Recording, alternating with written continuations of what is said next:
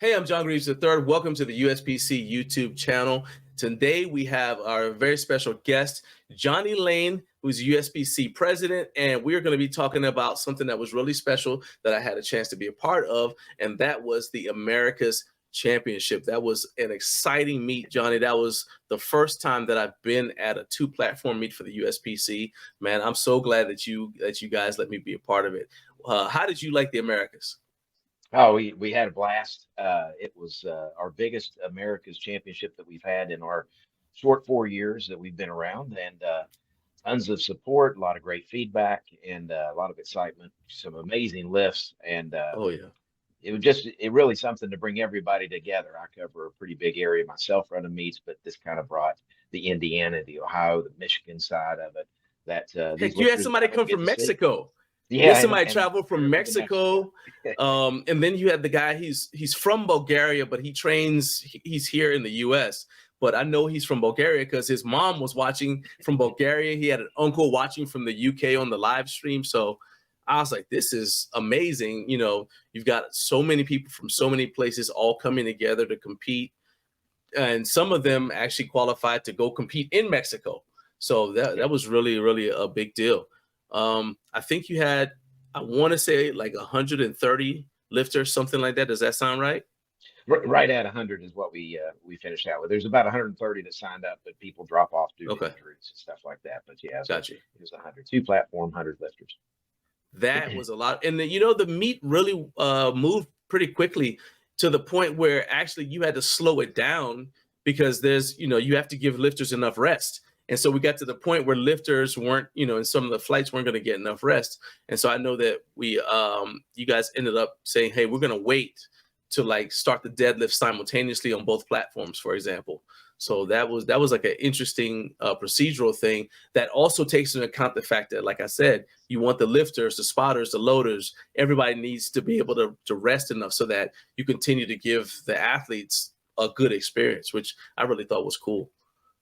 Well, Um, it's always awesome to see the deadlift platforms going head to head. A lot of people get excited for that part of the meet, and yeah, when both platforms are going with deadlifts, if one's ahead of the other, it's just not as I don't know. There is kind of a competition to it outside of everybody competing against each other on one platform. Now you got two platforms going with deadlifts simultaneously. It's a really cool experience. and I mean, I think the deadlifts, the old thing, the meet doesn't start till deadlifts until the bar hits the floor.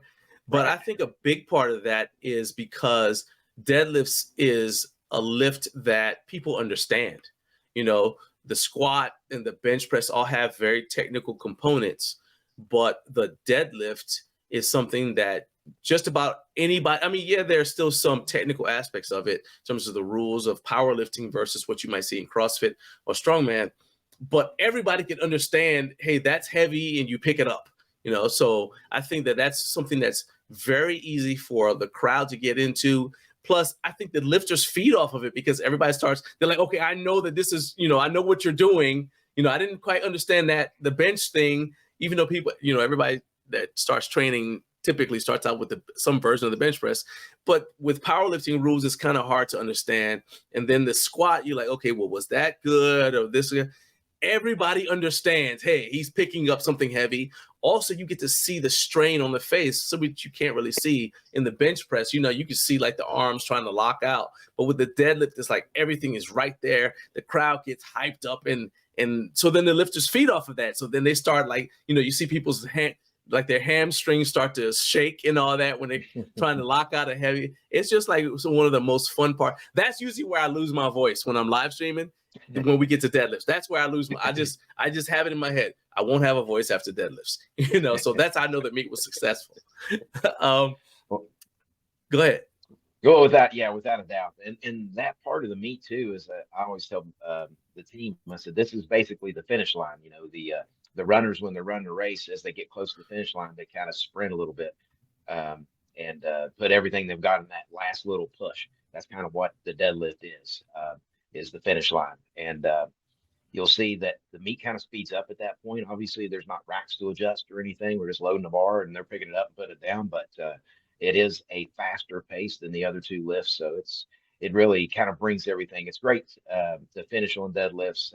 I don't know who originally came up with that 50 years ago to finish the meet on deadlifts, but it's a great idea. And I mentioned that we're trying to, we are in a push to try to help the USPC YouTube channel grow. So if you guys are watching, make sure that you are hitting, first of all, that you're subscribed, and then turn on your notifications, because that's how you're going to find out whenever there is a meet and and the USPC is trying to live stream all of the meets now as much as possible. Sometimes, the venue might not have good internet, so they can't we can't live stream, but as much as possible, we want to live stream these meets so that you guys who aren't there can be a part of the action. But also, I think a big part of why live streaming the meets is important is because lifters can watch and see how a USPC meet is run. So then they understand, let's say for example, you've got a meet that you're setting up for tomorrow, the old line hoist, right? I'm sorry, on Saturday. It's Thursday as we're recording this. So you've got the old line hoist this Saturday. You're setting up for that. And a lifter can watch that and kind of get an idea of what it's going to be like if they're competing at the Shack Showdown next month.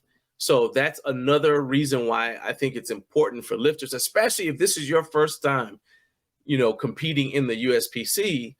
Why not watch a meet? Like when I was competing in powerlifting, if I wanted to see how a meet was run by a certain federation, I'd have to travel to wherever they're holding a meet and watch the meet, This way, these live streams make it possible for you to sit in the comfort of your own home. You can be at work with the meet on your phone, whatever, and check out the meet, see how it's run. And then also, if you don't know anything about powerlifting, this is also a great way to decide whether or not you're interested in competing. This might be something that's fun to do. And we had some people in the live stream of the Americas who were like, they're in the live chat say, "Oh, this looks like fun. I'd like to do it," And so I was constantly telling people, "Hey, if you want to do it, go to uspc.pl and you can find a meet." So what is it that, though, from your perspective, what is it that having the meets live streamed does for you as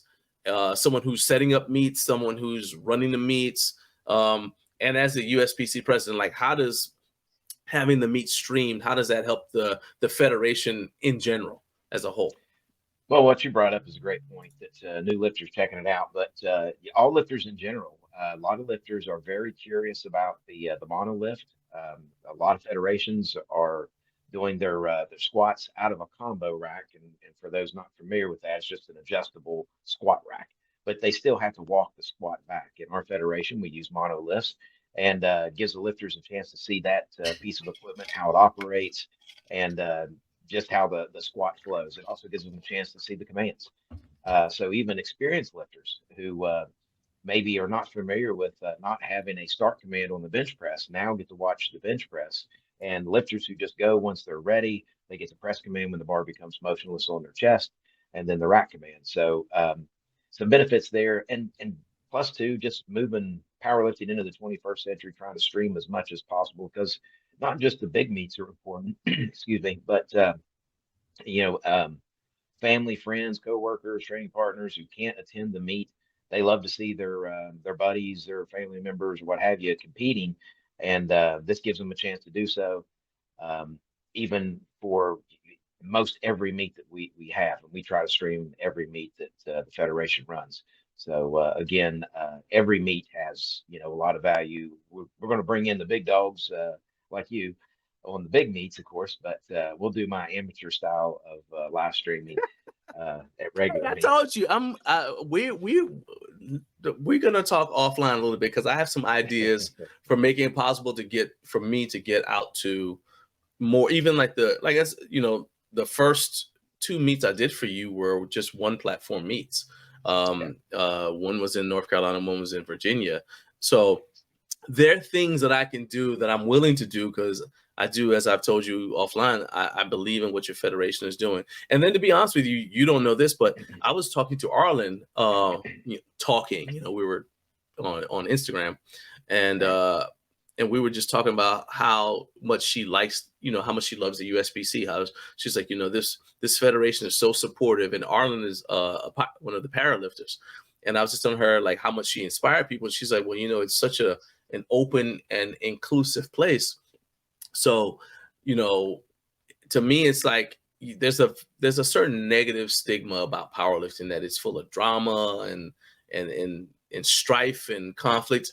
And every federation has good people in it, but I keep on singing the praises of the USPC because as a federation, I've now encountered you guys in multiple places with multiple different people on the staff, and I've seen multiple people in multiple groups of lifters competing at your meets, and I have yet to see anything less than a positive, family-friendly environment. You see kids running around.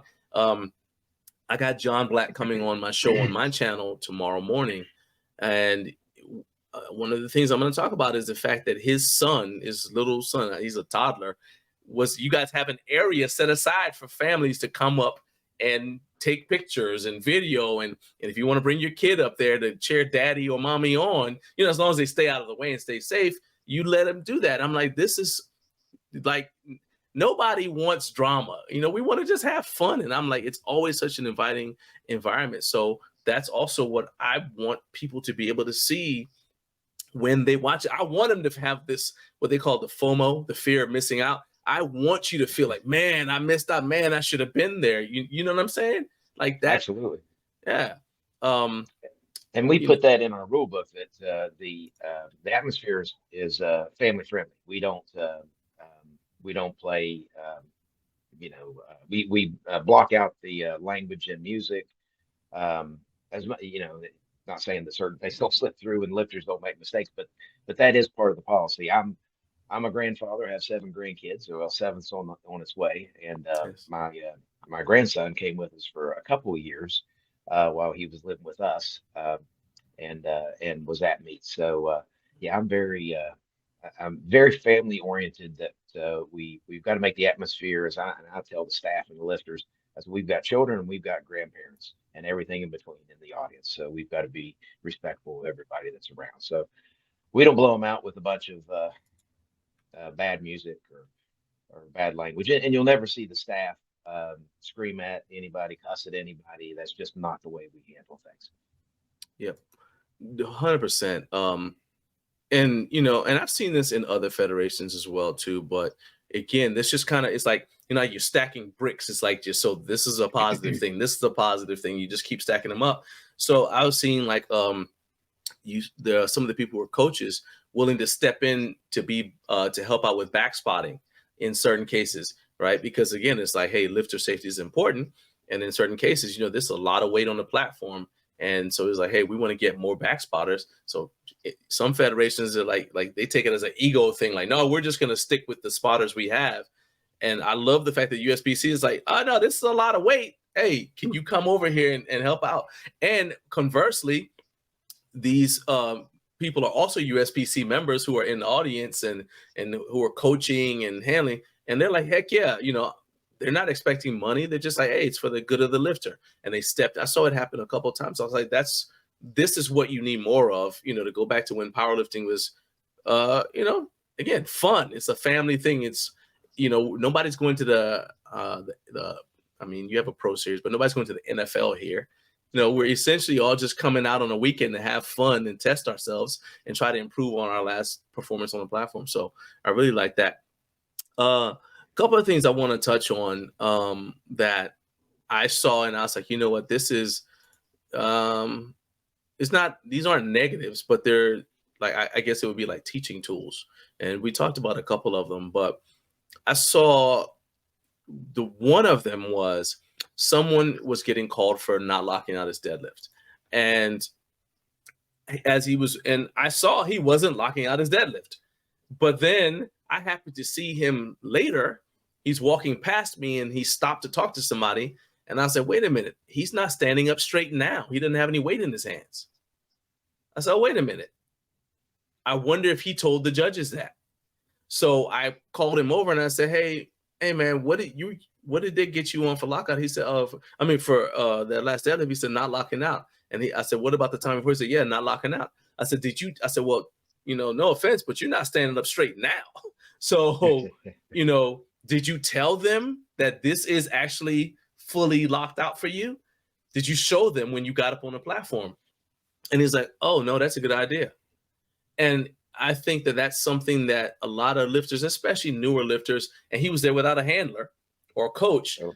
So, you know what I mean? That's something that lifters don't necessarily know that they can do. Like, hey, when you get up on the platform, you need to tell the judges, hey, look, I mean, obviously, if you can stand, if they see you in the bathroom standing up straight, but then you capture a mysterious ailment on the platform, that's going to not fly.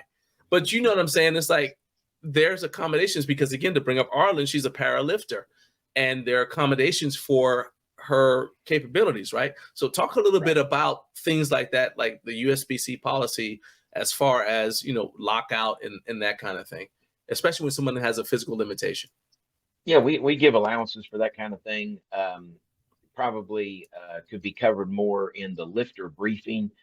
So lifters are pretty familiar with it and what that process is. They basically, I tell them to go up and tell the head judge, which is the center judge, hey, and I'll use bench press as an example. That seems to be the most common one. Is I had surgery on my elbow, or I've had this situation or whatever, and this is where my elbow locks out. They'll kind of show me a bent arm kind of thing, and this is all the lockout I've got on this elbow. I'm like, okay, well, that's where we're going to get you when we finish the bench press, and we're not going to. We make all the judges aware, and the same thing has happened on squats before, with knees and hips and things like that. Surgeries. Lifter recently had a hip replaced, and this was his first meet back after a year off, and he was limited in how much he could actually stand up with the weight. Now, we didn't give him anything on the depth, but depth is depth, but yeah, the finished locked out position, there can be accommodations made for when there's limitations there, and of course somebody like Arlen who struggles with her issues, you could see some of her movement and think that it would be a violation of the rule book, but she's in a para division, which allows for some, she has some movement there that she can't quite control. So we don't want to exclude her from competing. That would be terrible. So we want to do some things to hold her accountable to a certain standard, but also give her some allowances that we wouldn't give to a more able-bodied lifter. Yeah, like, so I'm one of those people who's like my left arm doesn't straighten. My right arm doesn't straighten much more than my left. They just don't. What's funny is neither injury happened in the gym. One of them happened because I was outside raking leaves and it was wet and I slipped and fell. I was trying not to fall into my in-ground fire pit, and well, there you go. And that was the end of locking out on bench. It's like, but what I usually tell people, and I'm not coaching anybody, so it usually doesn't come up. But sometimes, occasionally, like the example I was just telling you, I said, man, I see somebody, I'm like, he obviously or she obviously doesn't know. And you also don't want to be that, that guy at the meet where you're kind of like the advice, the unsolicited advice person. So I try not to do that, but I'm like, hey, look, you realize that there is you can go and the judge, when you walk up there and let's say it's the bench again, right? And you unrack the bar, the judge, which is one reason why, even though you don't get a start command, I like the idea of coming off and stopping for a second before I go down to my chest, because I want to show the judge what lockout looks like, because they're going to be expecting you to go back to where you started. Does that make sense? Right. Absolutely. Yeah. And so that's one of the things that the start command kind of does, is establishes that start position, which we sort of did away with, but it's been a pretty smooth transition for that, though, because lockout is really kind of lockout unless there is some sort of limitation that we know about beforehand. Yeah. Okay. And then the other thing that came up was it's one of those things like, in the heat of the moment, like, to me, it's kind of like common sense, but it's obviously not common sense, or because everyone doesn't think of it.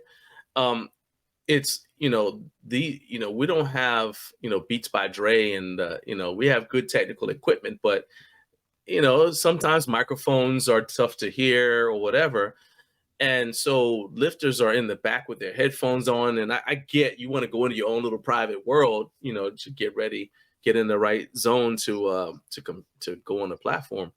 But you also need to pay attention to like the flight order, which is why, again, a handler's good, because you can go zone out. The handler's job is to come get you when it's, you know, you're on deck, right? Or even before that, depending on, you know, if you're wrapping your knees or whatever.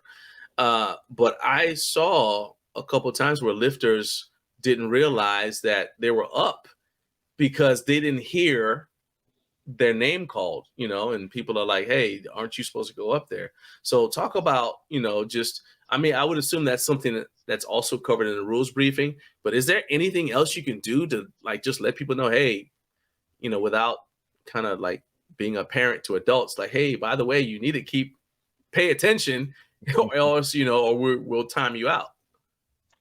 Well, as I'm running, if I'm announcing or I'm on the platform, and more of the experienced judges, they'll kind of get used to who is who, and if I'm calling up this whatever name lifter, I'll look around for that lifter, and if he or she is not close by, I'm like, hey, somebody find them. But we do a couple of things to combat that. When I do my lifter briefing, I talk about we use Open Lifter, which is Open Powerlifting's scoring platform, and it will highlight the lifter that's on the platform in a blue bar. So the lifter, you'll see a whole list of lifters' names on that screen, but they're highlighted in a blue bar. So some people, you know, something basic like that, if they've never seen that program, they don't know what to look for. They just see their name on there and they don't know, you know, what the order is. So look for the blue bar. You're two people after the person with the blue bar on them now or whatever. Also, we put another, like a copy of the screen back in the warm-up area. So not only are we announcing the lifter lineup, and usually it's you know, who's on the platform, who's on deck, who's in the hole, and who's four out. So basically, baseball lineup kind of thing. You also have the main scoring screen up by the platform, and then a copy back in the warm-up area. So we try to cover as many bases as we possibly can without hiring somebody to run around and poke people that, hey, it's your turn. We didn't go that far with it, but Yeah. yeah, it's unfortunately lifters do get in their own world. They got their Oh, headphones yeah. on, and they just don't hear it. And especially if they don't have a handler. And boy, a lot of times the handlers, you know, kind of get caught up if they're handling several people. They lose track of time Sure, and sure, lose sure. track of the order. So yeah, that's sometimes that, and especially this type of meet too, at the Yeah, Americas, when there's you've so got many people there. There's so much going on. when you've got There's 100 two sets of lifters, you've names got getting called out. yeah, you've got 200 spectators. Usually, you can easily double the amount of Yeah. spectators as there are lifters. There's 320, 350 people in a building. Yeah, it's loud. Yeah. I mean, and it's not like these are gyms and, you know, maybe at hotel rooms or whatever. The acoustics aren't necessarily designed for, you know, to optimize whatever loudspeakers you're using. Plus, you have all these bodies in there. And when people don't think about it, because, you know, they don't nerd out on this stuff like I do, it's like you have the more bodies you have in a room, the more those bodies absorb the sound. Then you also have music playing. So then the music and the sound of the person on the mic get filtered together and all get absorbed by the bodies of the people who are lifting, the weights banging, the weights in the warm-up room banging. And yeah, you could kind of not hear. So I'm like, it's kind of a good idea to keep and not pay somebody if you got to. Find a small child and tell them, hey, when you hear, this is my name. When you hear it, come get me. You know what I mean? Whatever you got to do. Let's go I ahead. get a lot of. I'm sorry, but No, I that's do all get right. a lot of people that like it'll happen this weekend.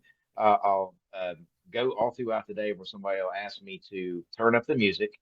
Then somebody else will come along and say, turn down the music. I can't hear the announcer. Then another person will come along and say, turn up the music. So Yeah, yeah, yeah. it's a back and It's, forth. We're always adjusting the volume, but oh yeah, yeah, I mean, you can't please everyone. It's to me, it's amazing the number because I've been uploading.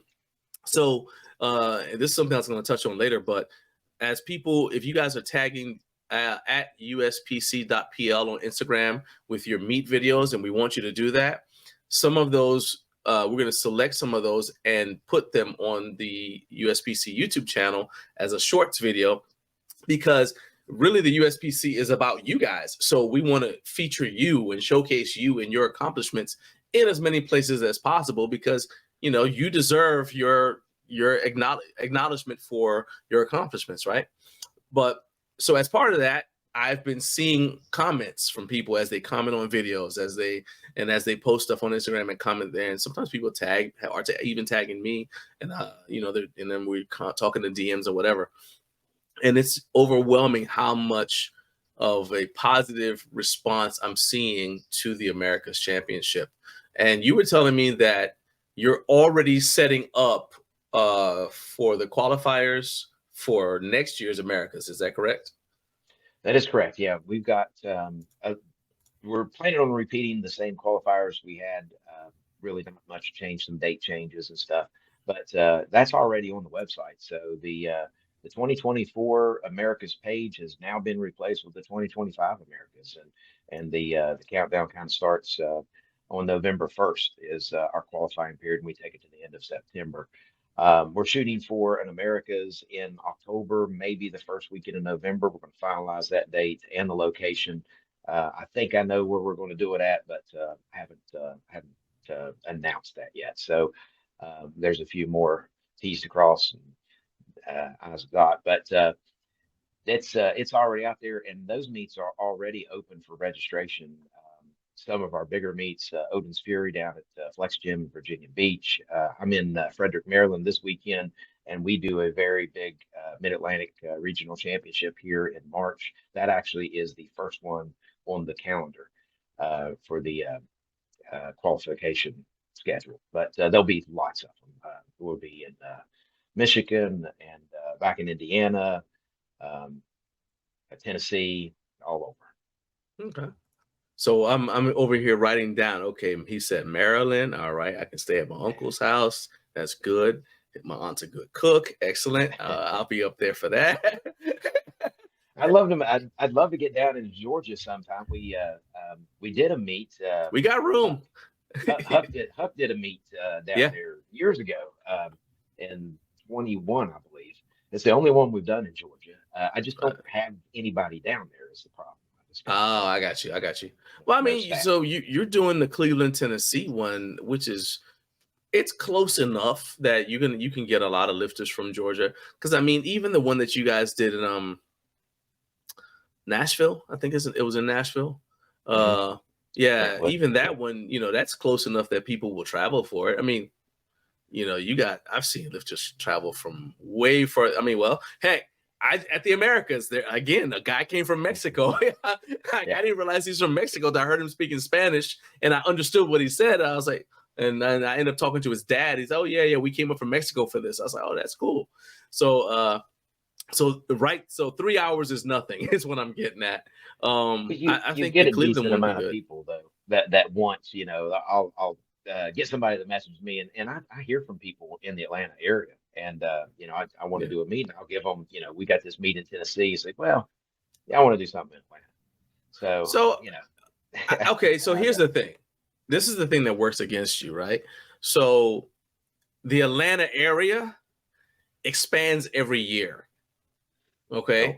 So every year when somebody says, like what is like inside the perimeter, outside the perimeter, well, that's constantly expanding because of construction and whatever, right? So somebody might say, yeah, I live in the Atlanta area, and they may be 300 miles away from Cleveland, Tennessee. Well, next year that might be 350, might be 400. And then you also, but I think that the biggest thing as far as Georgia goes is Georgia's such a big state.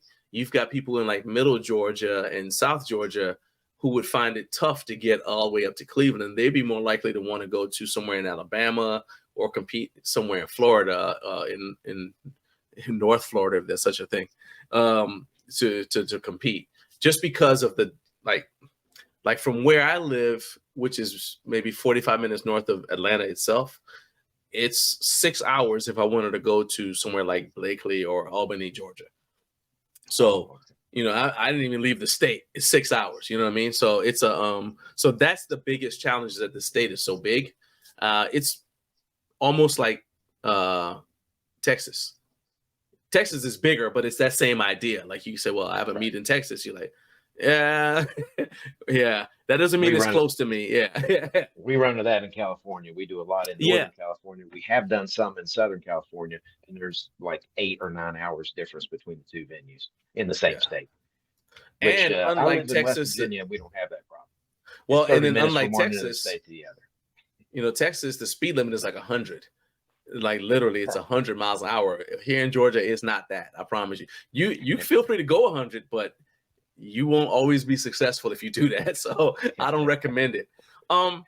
So as we get ready to wrap up, because like I said, you got a full day tomorrow of setting up for the old line hoist. I want to touch on you already kind of talked about the fact that you have like the qualifiers for the big meets coming up. You got the old line hoist, and that's going to be streamed right here on the USPC YouTube channel, so people can check that out.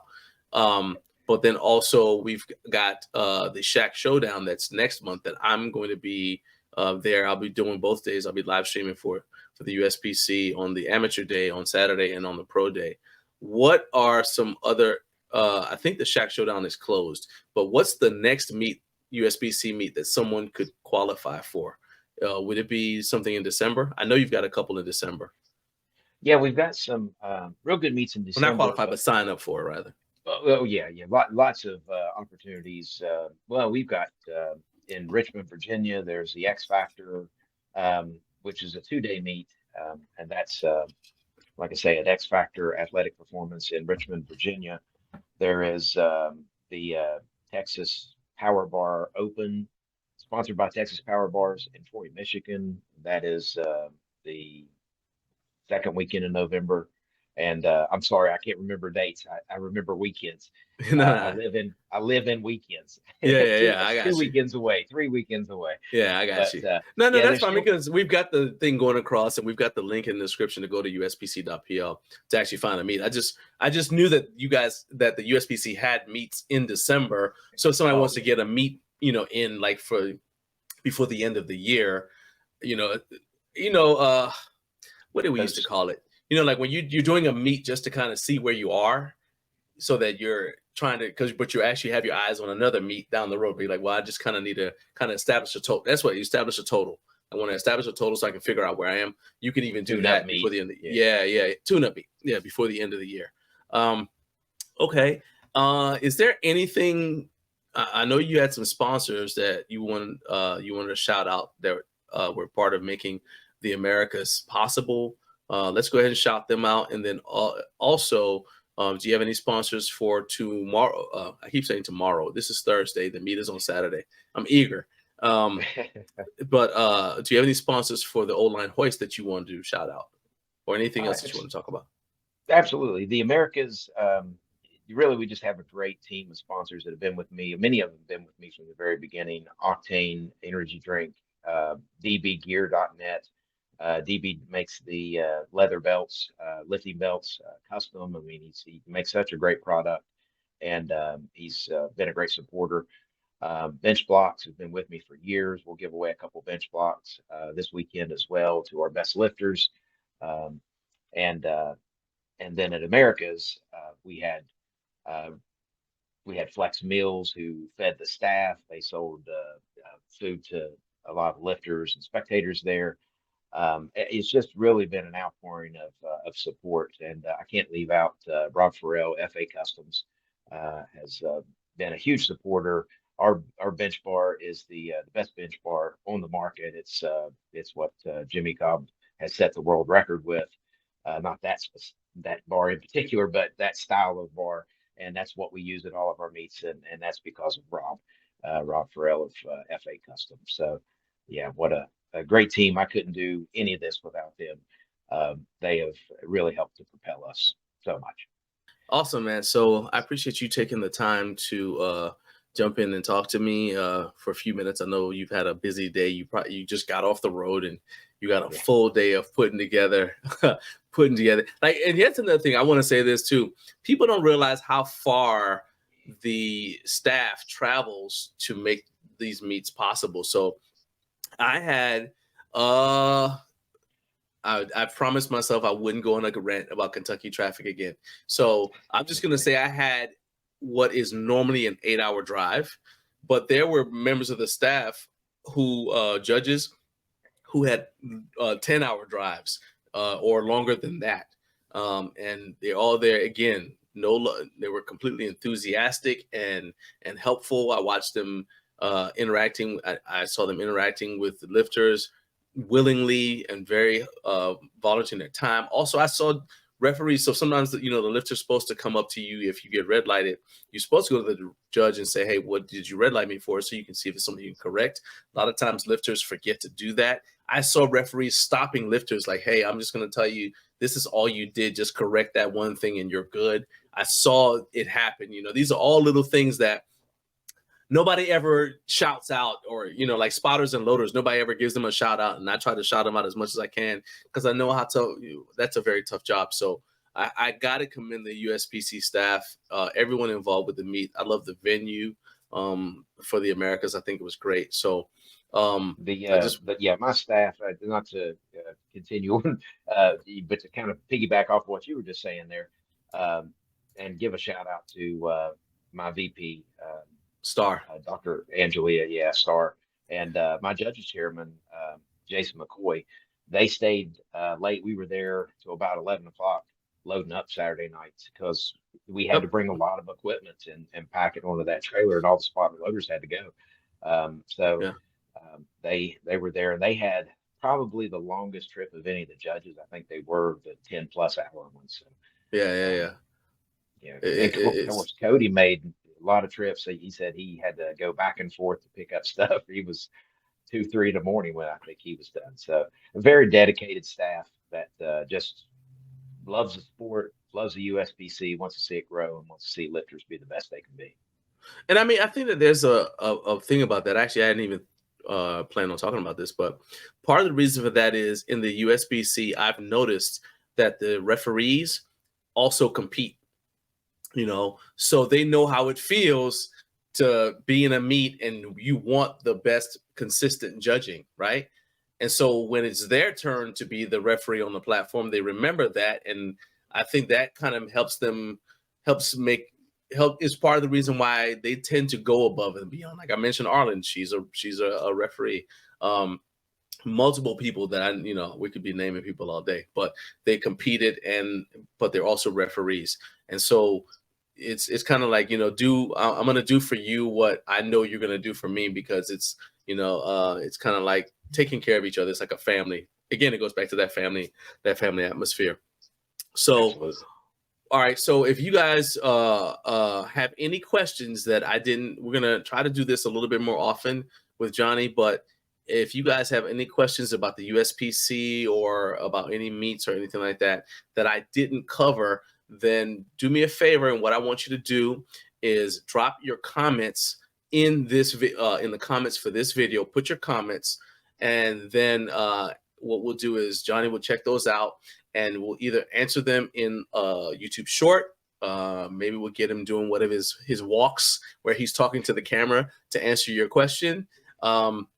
Or we'll just do another video like this, like we'll compile them all and we'll answer them like this. Or we may even just, if it's depending on what it is, you might get, somebody will answer your question somehow in the way that makes the most sense for also, especially if it's something that other people can learn from as well. Okay. So we appreciate you guys watching. Once again, please hit that like button, hit subscribe to help this channel grow. And then also share this video with someone else who needs to know how great and special a place the USPC is. All right. And we will see you guys on the platform next time.